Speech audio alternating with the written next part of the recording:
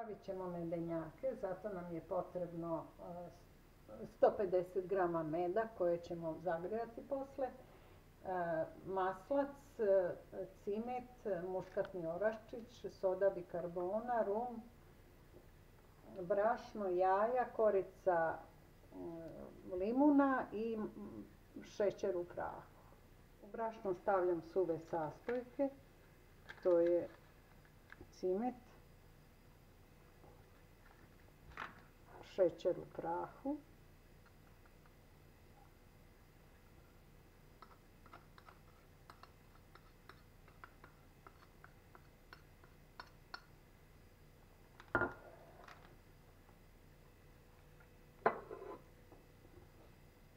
muškatni oraščić, 3 prstohvata,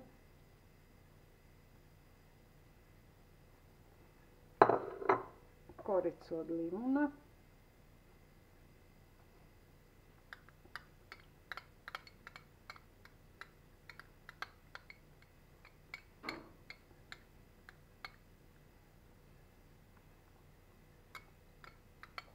maslac ćemo umutiti sa jajima, dodati rum, a med ćemo malo da se zagreje staviti i sodu bikarbonu, pa ćemo sjediniti sastojke.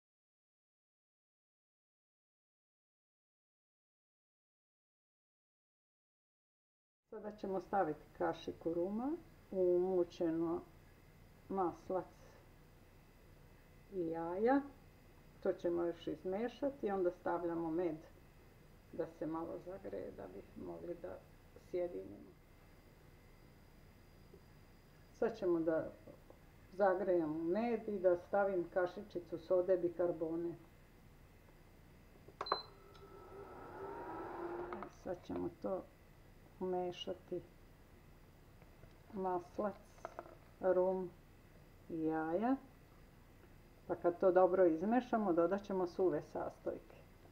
To ćemo sve zamestiti i ostaviti sat vremena u frižideru da se ohladi. Da bi mogli praviti kuglice, pa ako bude mekano, ponovo vratiti u frižider, jer testo mora biti malo hladnije da bi se lakše moglo formirati kuglice. To dobro promešali da se sjedini med sa maslacem, onda ćemo postepeno dodavati ove suve sastojke.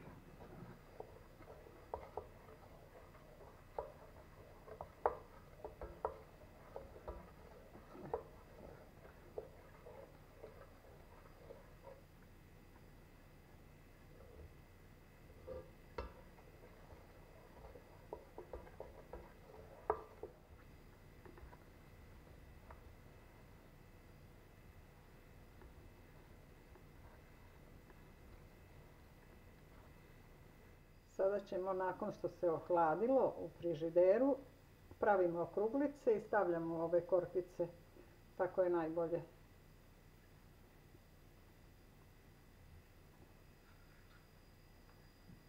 I sad slučajno ako ne bude tvrdo, onda vratimo u frižider da bi do kraja to sve utrošili.